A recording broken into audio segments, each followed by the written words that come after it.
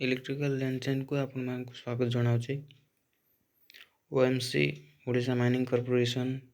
Cell Rourkela एवं PGCI तरफ बहुत गुड़ा वैकेंसी आसी जाइए आईटीआई इलेक्ट्रिकल स्टूडेंट मानक पई।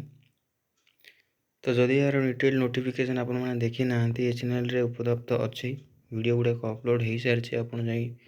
डिटेल नोटिफिकेशन देखी नियंतु एवं ये जॉब गुड़ाक एप्लाई करनी। आम चैनल रे को विजिट करी वीडियो गुड़ा को देखी दिंतु एप्लाई करनी। कंपटीशन एग्जाम स्पेशल टॉपिक संपर्क नहीं आज ये वीडियोटी आम आलोचना करवा।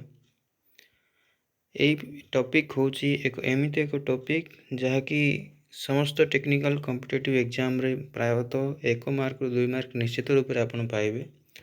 से ऊपर आम बर्तमान ये वीडियो रे चर्चा करवा। आज से टॉपिक ऊपर आम एनालिसिस करवा पूरा एनालिसिस यार इम्पोर्टेंट पॉइंट गुड़ाक विषय आलोचना करवा। तो आज टॉपिक हूँ नेशनल इलेक्ट्रिकल कोड 2011 से विषय बर्तमान आम जाना। तो कौन अच्छी एटा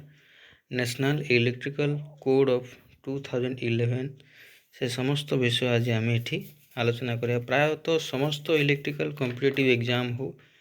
1 मार्क रु 2 मार्क पाखापाखि निश्चित रूप से क्वेश्चन आसी थाए। बर्तमान से क्वेश्चन गुड़ को देखेबी आपण मानकु जे किभल रूप से क्वेश्चन रही। किंतु प्रथमे आम जानिबा जार इम्पोर्टेंट कौन रही। देखु प्राय एग्जाम रे आसुआ सबू क्वेश्चन बही सिलेबस आसी थाए किंतु एटा एमिति एक टॉपिक जोटा कि बुक कौन बही भितर ना कि यार डिस्कसन कौटी करा जाए मध्य नहीं। ये सिलेबस प्राय किसी ना किसी क्वेश्चन निश्चित रूप से एग्जाम रे आसी थाए। आग को बहुत गुड़ा एग्जाम एमिति अच्छी कॉम्पिटिटिव एग्जाम जो थे भी यार क्वेश्चन आसबार कन्फर्मेशन बहुत रही। तो से आम ये विषय आज आलोचना करवा वीडियो रे। वर्तमान क्वेश्चन गुड़ को देखे दूचे आपण मानक कि रूप से क्वेश्चन रही यार देखु ये अच्छी 2021 रे होइथिवा वर्तमान ओपीटीसीएल एग्जाम जोटा कि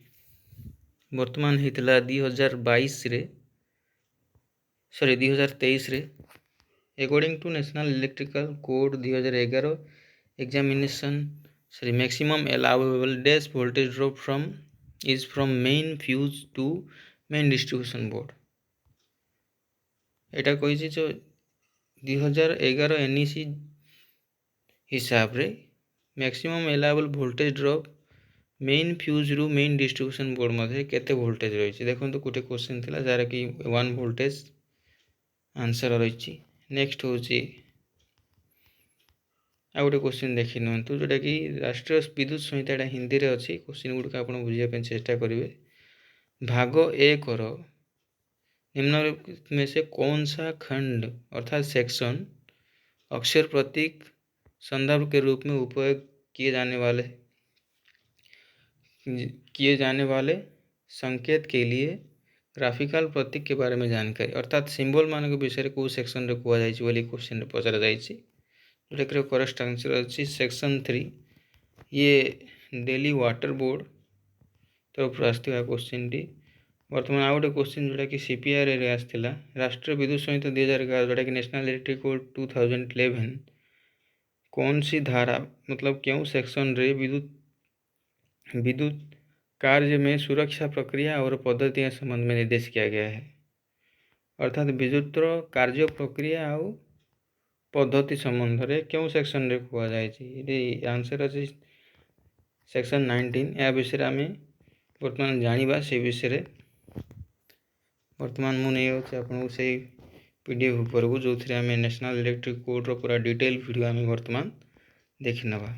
तो चलतु जाना बर्तमान केतोटी सेक्शन रही यार आ सेक्शन भितर केतटा पार्ट अच्छी से पार्ट को विषय जाना। बर्तमान टॉपिक को आरंभ करने जाऊँगी। तो part 1 general and common aspects या विषय जाना जे प्रथमटा कौन रही प्रथम पार्ट रे कौन रही जोटा कि जनरल जिनस गुड़ाक इलेक्ट्रिकल जनरल रूल्स केतक रही से विषय जाना। पार्ट 1 हूँ 20 सेक्शन मतलब 20टी सेक्शन रे विभक्त कराई। यहाँ हूँ सब इम्पोर्टेंट सेक्शनटा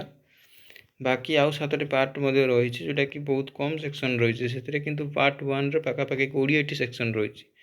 ए 20टी सेक्शन को आम गोटी गोटी कर जानी नेबा जोटा कि बहुत इम्पोर्टेंट आग को यही क्वेश्चन गुड़ाक निश्चित रूप से परीक्षार आसबार बा एग्जाम आसबार संभावना बहुत रही तेणुक ये वीडियो मुझे गुड़ाक डिस्कसन करने जाऊँगी तो देखी नु सेक्शन 1 कही पार्ट 1 रो सेक्शन 1 कही scope of national electrical code यार कौन स्कोप रही नेशनल इलेक्ट्रिकल कोड रो सी हूँ पार्ट 1 रो सेक्शन 1 रे रही ये भितर बहुत किसी जिनस आमर दे जोटा कि स्टैंडर्ड गुड प्रैक्टिस कि भाव में हवा दरकार आमर पावर सिस्टम ता सहित इलेक्ट्रिकल इंस्टॉलेशन कि हवा दरकार बिल्डिंग स्ट्रक्चर रे किमिति इलेक्ट्रिकल इंस्ट्रक्शन हवा इंस्टॉलेशन हवा दरकार सेफ्टी कौन कौन रहा दरकार से विषय रही पार्ट 1 रे प्राय जनरल जिनस गुड़ाक जोटा कि आमर स्कोप कौन पाई आम नेशनल इलेक्ट्रिकल कोड को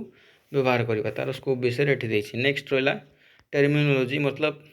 इलेक्ट्रिकल कुछ डेफिनेशन किसी डेफिनेशन रही जहाँ टर्मिनोलॉजी कह जाए क्या कह जाए इलेक्ट्रिकल किसी एब्रिविएशन रही इंटरनेशनल इलेक्ट्रोटेक्निकल वोकाबुलारीज ऊपर आलोचना कर सेक्शन 2 रे ता सहित सेक्शन 3 को आम जा जो थी कि तुमको टी आगुरी कहती बर्तमान ग्राफिकल सिंबल डायग्राम लेटर ये सब विषय आलोचना कर इलेक्ट्रिकल सिंबल गुड़ाक मध्य सेक्शन 3 ये क्वेश्चन विषय बर्तमान टी आगुरी मुझे तुमको देखी सेक्शन 4 विषय कही guide for preparation of A diagram chart table and marking निश्चित रूप से आम जाना चाहूँ कह रखा चाहूँगी जे इलेक्ट्रिकल डायग्राम चार्ट ये सब तो निश्चित रूप से रोचे आमर कुछ डायग्राम आम काटुचे तो डायग्राम कि भाव में हवा दरकार चार्टा कि भाव में हवा दरकार डायग्राम टेबल ये सब गुट कि हवा दरकार तार गाइड रही पार्ट 1 रो सेक्शन 4 रे देन आम जा सेक्शन 5 को सेक्शन 5 रे रही इलेक्ट्रिकल रो जो यूनिट गुड़ाक रही जमीक होगला करेन्ट एम्पियर पावर वाट ये जो यूनिट गुड़ाक रही unit and system of measurement electrical measurement जी रही से सब गुड़ाक कवर कर पार्ट 1 रो सेक्शन 5 रे तो बहुत इंपोर्टेंट ये सेक्शनटा नेक्स्ट रहा सेक्शन 6 जोटा कि स्टैंडर्ड वैल्यूज उपर कही कौन स्टैंडर्ड वैल्यू रहा दरकार एसी एंड डीसी एट कही देखूँ cover standard value of AC and DC distribution voltage preferred value of current rating and standard system frequency कौन रहा दरकार वोल्टेज केते रहा दरकार स्टैंडर्ड वोल्टेज केते रहा दरकार एसी और डीसी डिस्ट्रीब्यूशन सिस्टम रे से सब विषय आलोचना कर सेक्शन 6 रे बर्तमान सेक्शन 7 विषय जाना फंडामेंटल प्रिंसिपल इलेक्ट्रिकल प्रिंसिपल गुड़ाक जो रही जो नियम गुड़ाक रही से गुड़ाक विषय सेक्शन 7 रे कहुई 7-8 जोटा कि assessment of general characteristics of building गोटे बिल्डिंग जदि तैयारी होउची से भितर किभली भाव में कंस्ट्रक्शन बिल्ड हवा दरकार जो थी कि इलेक्ट्रिकल इंस्टॉलेशन ठीक रही पारिबार तार परिवेश केमती रही यूटिलाइजेशन केमती रही से गुड़ाक विषय आलोचना करे सेक्शन 8 रे आउ सफ्टवेयर इंपोर्टेंट जिनस हूँ सेक्शन 9 जोटा कि 2000 NEC 2011 जोटा कि बर्तमान टी आगु मुझे देखुली क्वेश्चनटा ओपीटीसीएल पचर क्वेश्चन एवं 2023 पचर जाता जोटा कि यही क्वेश्चन टी जे part 1 NEC national electrical code 2011 रे वायरिंग इंस्टॉलेशन जोटा कि कही वायरिंग इंस्टॉलेशन क्वेश्चन थी वोल्टेज ड्रॉप केते रहा दरकार मेन फ्यूज टू ये डिस्ट्रीब्यूशन बोर्ड भितर से क्वेश्चन जो थिला सेक्शन 9 रे थिला तो वायरिंग इंस्टॉलेशन उपरे सेक्शन 9 रे कहुई पार्ट 1 रो सेक्शन 9 रे तो सेक्शन 10 सर्ट सर्किट कैलकुलेशन जो विद्युत सर्ट सर्किट घटे तार कैलकुलेशन किभली भाव में कराए केते क्षति घटेब से डिटेल विषय आलोचना कर सेक्शन 10 रे बर्तमान सेक्शन 11 विषय जाना सेक्शन 11 टा हूँ electrical aspect and building services अर्थात जो बिल्डिंग रे एयर कंडीशन लगुच हीटिंग एलिमेंट लगुच ये सब गुड़ाक जो इलेक्ट्रिकल पावर जो यूज होची से गुड़ाक किभली भाव में हवा दरकार यहाँ सेक्शन 11 रे कहुई तो क्वेश्चन ये आसे जदि पचारे नेशनल इलेक्ट्रिक कोड 2011 रो electrical aspect and building service विषय कौ सेक्शन रे कहुई तो निश्चित रूप से आप सेक्शन 11 बोलिकी मार्किंग करेंगे तो यही रूप से क्वेश्चन आसो तापर सिलेक्शन ऑफ इक्विपमेंट जो इलेक्ट्रिकल इक्विपमेंट गुड़ाक रही तार कौ जगार केते रेंज रो इलेक्ट्रिकल इक्विपमेंट लगे सेगुड़ाकर सिलेक्शन को भाया कैटेगरी करवा दरकार तार कोड कौन रही सेगुड़ाक विषय डिटेल गाइडलाइन कौन तार से विषय आलोचना करा सेक्शन 12 पार्ट 1 रो सेक्शन 12 विषय आलोचना करा बाकी रहा सेक्शन 13 जोटा कि इरेक्शन नुआ काम जो तैयारी होची कंस्ट्रक्शन काम इलेक्ट्रिकल कंस्ट्रक्शन से नुआ काम एवं प्री कमिशनिंग अर्थात काम जो नुआ सरुची ताकू किभली भाव में चालू रखा बा कार्यक्षम हम नुआ रूप नुआ गढ़ा होता जो कंपनी इरेक्शन होता है नुआ इलेक्ट्रिकल जिनस से किभली कार्यक्षम हम ठीक अच्छी कि ना परीक्षा जोटा कि कमिशनिंग बोली कह जाए इरेक्शन पर कमिशनिंग होता है इरेक्शन एंड कमिशनिंग विषय डिटेल आलोचना होती सेक्शन 13 रे पार्ट 1 रो सेक्शन 13 रे तो सेक्शन 14 बहुत इम्पोर्टेंट पार्ट 1 रो जोटा कि एर्थिंग विषय आलोचना करा बहुत मेन पार्ट गोटे सेक्शन 15 कही लाइटनिंग प्रोटेक्शन जोटा कि बिजुली मारिया समय जो एक्सेस करेन्ट आसता है ताको केमिति किभली भाव में डाइवर्ट करिकी ग्राउंडिंग करा जाए ता विषय डिटेल आलोचना है लाइटिंग प्रोटेक्शन विषय किभली भाव में प्रोटेक्शन देवा दरकार लाइटिंग प्रोटेक्शन से विषय आलोचना कराई सेक्शन 15 रे पार्ट 1 रो किभली भाव में डिजाइनिंग होगा दरकार कंस्ट्रक्शन होगा दरकार जहाँफल लाइटनिंग रु प्रोटेक्टिव करा जाई पारिबो सेक्शन 16 कहूँ प्रोटेक्शन अगेंस्ट वोल्टेज सर्ज अर्थात जितेबाला अधिका वोल्टेज आसी जाए जोटा कि सर्ज वोल्टेज कह जाए ताकू केमती प्रोटेक्शन देवा दरकार जोटा कि सर्ज प्रोटेक्शन बोली कह जाए voltage from surge against voltage from surge protection बेले बेले विद्युत उपकरण गुड़ाक अधिका वोल्टेज आइले ताकू किभली भाव में कंट्रोल करा जाई पारिबो से विषय ए आलोचना करा जाए सेक्शन 17 जोटा कि guideline for power factor improvement आप निश्चित रूप से गोटे चैप्टर पाए पावर फैक्टर विषय आम एसी सर्किट रे तो बड़ बड़ इंडस्ट्री मानक पावर फैक्टर ड्रप होता है तो से 17 सेक्शन रे कह जाए किभली भाव में पावर फैक्टर इम्प्रूव करा से विषय ये कह जाए देन सेक्शन 18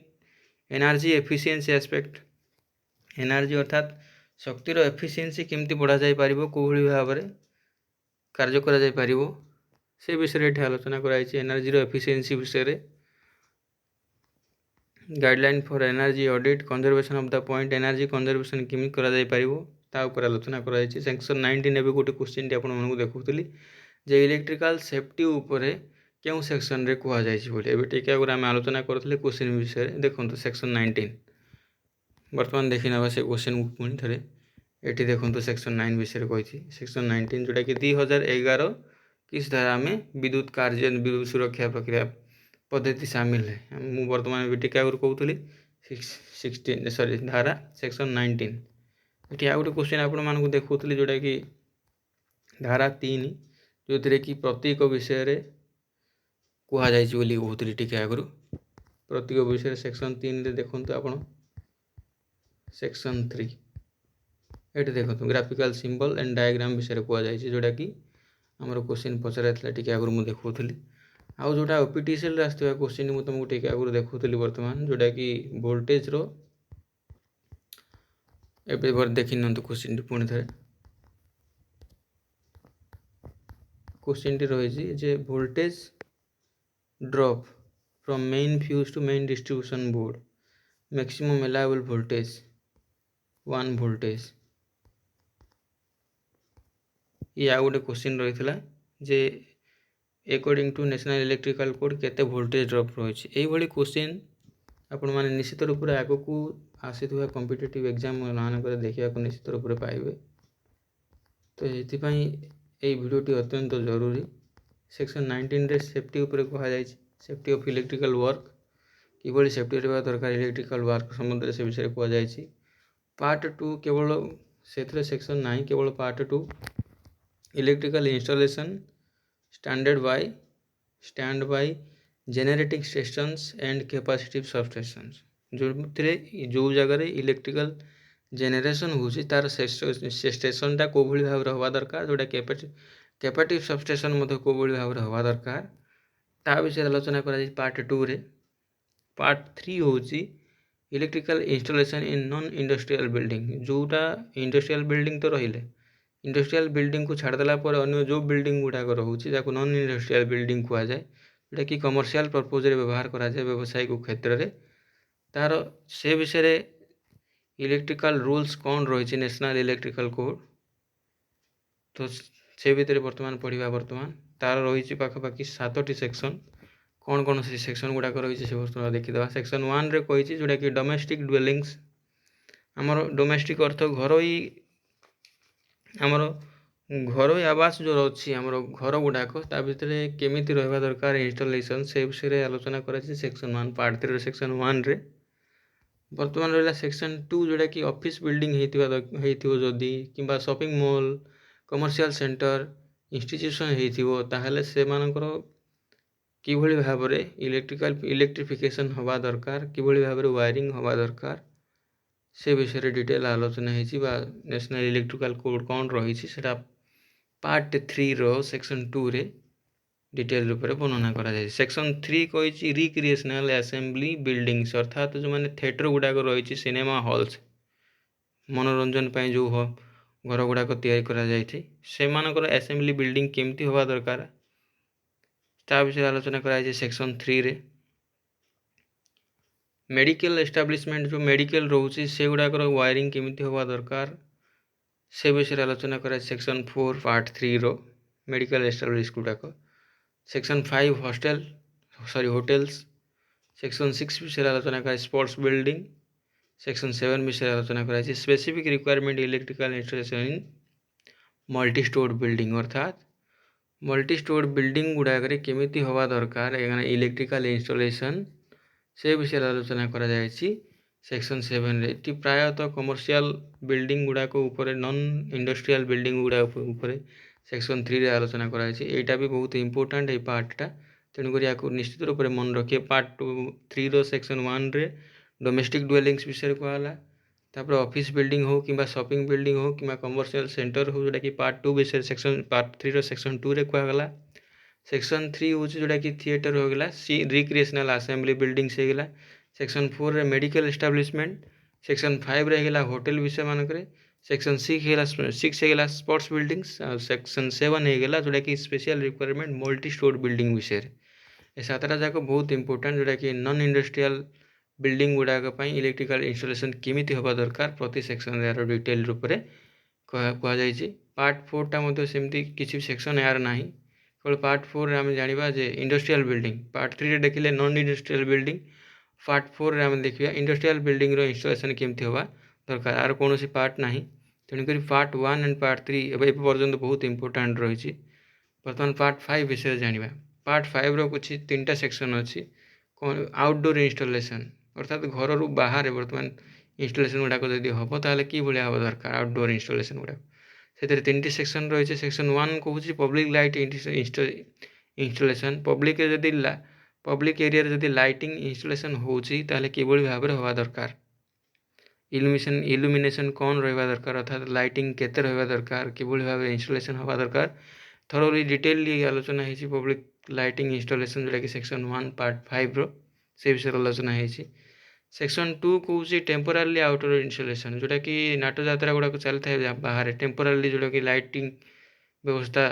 लाइटिंग होता है साउंड सेक्शन होता है जोटा कि टेम्पोरारी होता है परमानेंटली नुह तो सेटा केमती हवा दरकार से डिटेलली आलोचना होती सेक्शन 2 रे पार्ट 5 रो तापर रही परमानेंट आउटडोर इंस्टॉलेशन बाहर परमानेंटली जदि किसी इंस्टॉलेशन लगाऊे कि लाइट लगाऊे जहाँ भी किसी लगाऊे तार केमिति हवा दरकार इंस्टॉलेशन तार डिटेल आलोचना होती सेक्शन 5 रो सॉरी पार्ट 5 रो सेक्शन 3 रे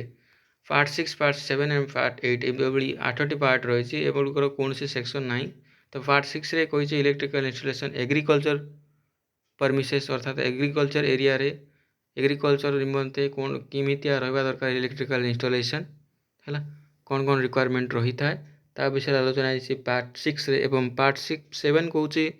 जोटा कि इलेक्ट्रिकल इंस्टॉलेशन इन हाजार्डस एरिया जो बड़ा डेंजरस एरिया माने मतलब बेसी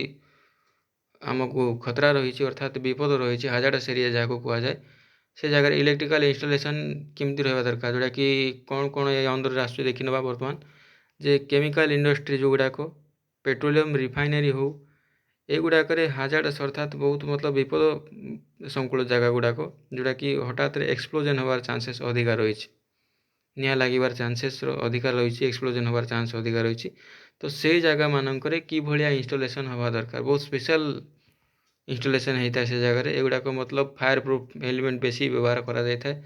केमिति हवा दरकार कहीं स्पार्कलेस मतलब टिके जदि स्पार्क हुए ताहले बहुत क्षति घटार चांसेस रही है तेणुक यही जगह मानक बहुत केयरफुली इंस्टॉलेशन हवा दरकार तेणुक हाजार्डस एरिया मानक इंस्टॉलेशन केमिति हवा दरकार जोटा कि पार्ट 7 रे बहुत भल भाव वर्णना करा पार्ट 8 कौन सोलार जोटा कि फोटोवोल्टाइक आजिकल बहुत परिमाण व्यापक भाव व्यवहार कर लगे मतलब इंडस्ट्री बहुत जोर ग्रो कर सोलार सिस्टम तो सोलार विषय डिटेलली वर्णना कराई solar photovoltaic power supply system केमिति होगा दरकार सेटा सेक्शन 8 रे वर्णना कराई तो या विषय बर्तमान पुणी थे डिस्कसन करनवा तो या टे थरोली आपण मैंने पढ़ी ने जोटा कि निश्चित रूप से क्वेश्चन पाइबार चांसेस बहुत रही आजिकल बहुत क्वेश्चन इथ्रु आसूची 1-2 मार्कर क्वेश्चन निश्चित रूप से आप पाइबे तेणुक या क्वेश्चन जो गुड़ी को निश्चित रूप से आप भल भाव पढ़ी मुखस्त करदेवी तो सेक्शन 1 पार्ट 1 रे 20 सेक्शन रही प्रायतः मैक्सिमम क्वेश्चन एपर्तन जी आसी प्रायतः पार्ट 1 रु आसी तो पार्ट 3 पार्ट 1 एंड पार्ट 5 ये सेक्शन गुड़ाक बहुत रही तो या भल भाव आप नजर रख पढ़ी ने जहाँफल बहुत किसी आप जो आग को इम्पोर्टाट एग्जाम गुड़ाक रही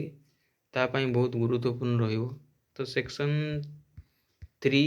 जोटा कि नॉन इंडस्ट्रियल बिल्डिंग्स टे बहुत ध्यान देवे सहित सेक्शन 1 जोटा कि 20 मात्र सेक्शन रही आप भल भाव ध्यान नेबे जदि आपण मैंने चैनल को प्रथम थर पर विजिट कर चैनल को सब्सक्राइब कर दिंतु ये नुआ नुआ वीडियो देखापी इलेक्ट्रिकल इनफॉरमेशन संबंधी वीडियो देखापी आम थ्योरी संबंधी टोटल वीडियो कवर करवा जीक आम कॉम्पिटिटिव एग्जाम रही है से समस्त निमंते आखि आगे रही पूरा प्रिपरेशन आम चालू रखा तो से निमंते चैनल को सब्सक्राइब करनियंतु वीडियोटी बहुत गुरुत्वपूर्ण वीडियो होती आपण तो आशा करुँच लाइक करेंगे और शेयर करेंगे चैनल को सब्सक्राइब करेंगे धन्यवाद।